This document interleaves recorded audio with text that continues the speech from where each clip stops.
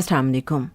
मेरे अच्छे सामाइन, हर इंसान कोशिश करता है कि वो अपने रब की इबादत मुकम्मल इखलास के साथ, यकसुई के साथ और ख़ूबसूरत अंदाज में कर सके। लेकिन कभी कभी यूँ लगता है कि न जाने हमें इबादत का सही ढंग आता भी है या नहीं आता। मुझे एक शेर याद आ रहा है जो मुझे बहुत पसंद है, और इसलिए पसंद है कि जब कभी अल्लाह पे बहुत लाड आ रहा होता है, बड़ा प्यार आता है, उसकी करम नवाजियों को सोचते हैं, उसकी मेहरबानियों को सोचते हैं, तो समझ नहीं आती कि कैसे उसका शुक्र अदा करें। फिर हम उसे अकेले बैठे हुए मुख्तलिफ नामों से पुकारते हैं। कभी उसे कहते हैं या रहीम, कभी कहते हैं या करीम, कभी कहते हैं ओ रहीमा, ओ करीमा, ओ रब्बा, अपने अंदाज में। हर इंसान का अपना अंदाज है ना। वो तो यकता है मगर आलम तन्हाई में मैंने घबरा के कई नाम पुकारे उसके। वो तो यकता है मगर आलम तन्हाई में मैंने घबरा के कई नाम पुकारे उसके।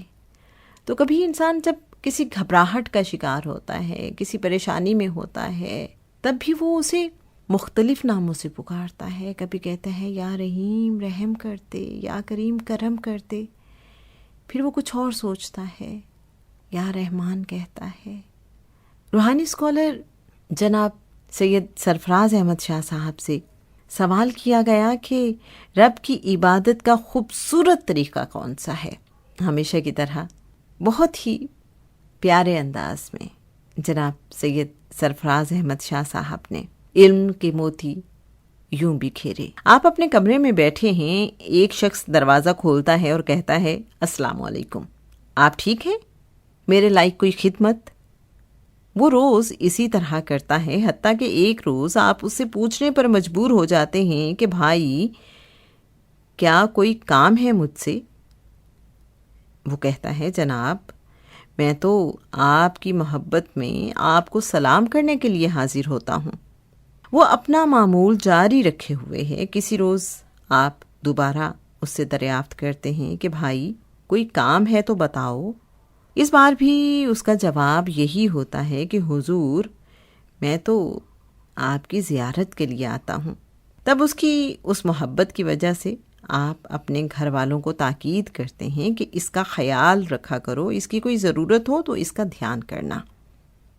इसके बरक्स एक आदमी आपके पास आता है, दरवाज़ा खोलता है और कहता है कि मैं आपको सलाम करने आया था।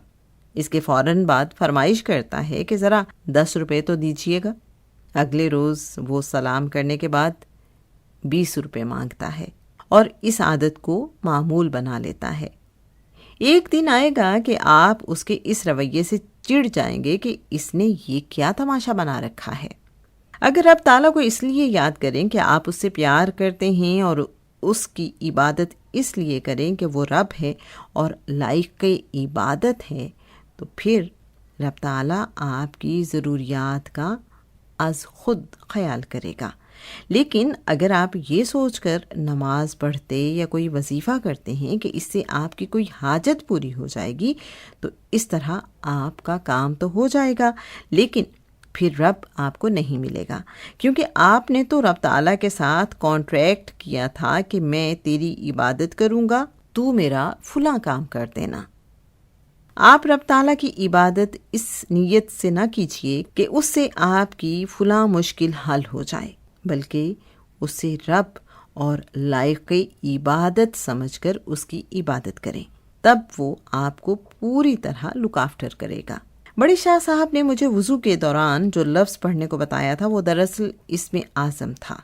एक रोज़ उन्होंने मुझे बताया, मियाँ तुम्हारी शक्ल तो मुझे बहुत अरसा पहले दिखाकर बता दिया गया था कि तुम्हारा हिस्सा मेरे पास है और मैं उस वक्त से तुम्हारे इंतज़ार में था, इसलिए तुम्हें छूटते ही वो लफ्ज़ दे दिया था, लेकिन तुमने वो ज़ाया कर दिया।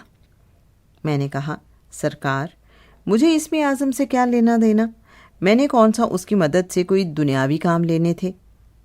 अल्लाह ने अच्छा ही किया कि मुझे उससे बचा लिया। मैं ख़ुद भी अक्सर लोगों को तस्बीहात पढ़ने के बाद दुआ करने से मना कर देता हूँ।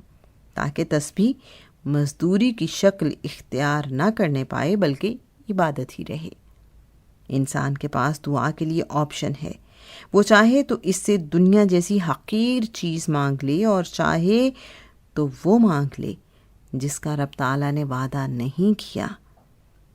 رب تعالیٰ سے اس کا فضل، اس کا کرم، اس کا رحم، اس کی رحمتیں اور سب سے بڑھ کر اس کی ذات مانگ لیں۔